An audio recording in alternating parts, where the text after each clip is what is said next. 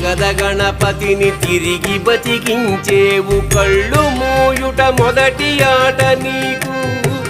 ఆటగద మాయకే మాంగళ్యమును గట్టి కామదానము సయ్యాట నీకు ఆట బ్రహ్మకు సృష్టి అంతమే నీ దృష్టి విష్ణు మాయలు కూడా ఆట నీకు ఆట చదువుల తల్లి ఆట బంగారు వల్లి ఆట చదువుల తల్లి ఆట బంగారు వల్లి